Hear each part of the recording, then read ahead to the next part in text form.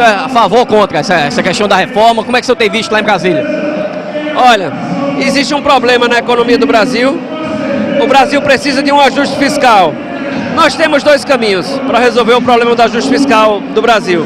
Um é cortar na classe trabalhadora, economizar 1 trilhão na classe trabalhadora.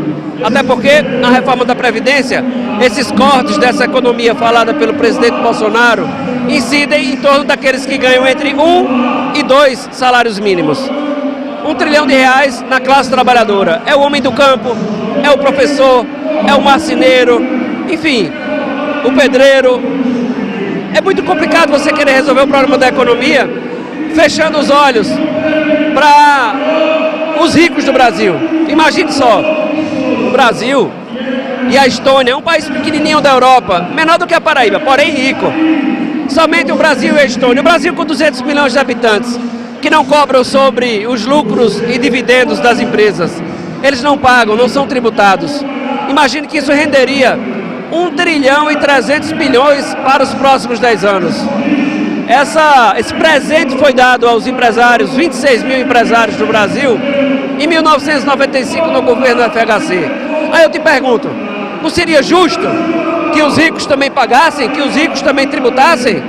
E aí resolvia o problema.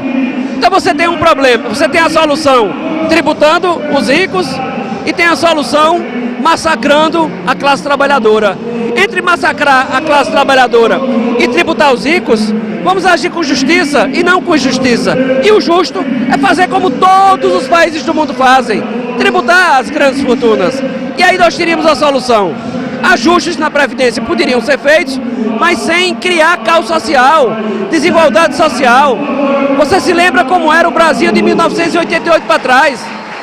A fonte de renda, a economia dos municípios, tem como principal fonte a Previdência. Talvez você não saiba disso. Sabe quanto é o FPM, que é uma das fontes de receita mais importantes dos municípios pequenos e pobres? Em Campina Grande, por exemplo, que é o segundo município do Brasil, 6 milhões e meio. Sabe quanto vai para a conta dos aposentados em Campina? Você vai cair para trás. 90 milhões de reais por mês. Imagina você pegar um volume desse dinheiro e cortar nos municípios pequenos. Você vai acabar com a padaria, com a farmácia, com a feira livre. E olha, só para que você possa compreender o que eu estou dizendo. Município pobre, pequeno. A economia só aquece 2 vezes. Quem vai nos ouvir vai nos dar razão. O primeiro aumento do mês, dentro do mês, é quando a prefeitura paga. E o segundo é quando os aposentados recebem o seu dinheiro e os benefícios especiais da Previdência.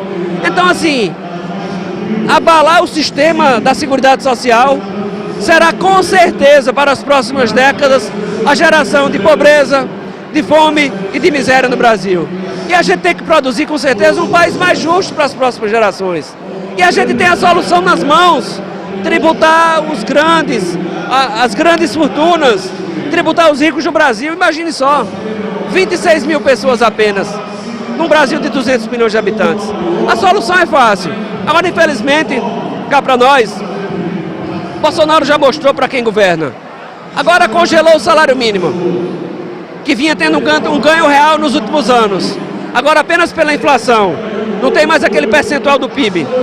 Então o ganho real do salário mínimo a partir de agora acabou, o que é muito ruim.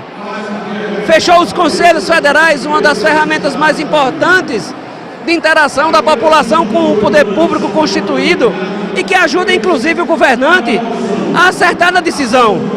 Fechar os conselhos, extinguir os conselhos, é afastar o povo do governo. E agora a reforma da Previdência.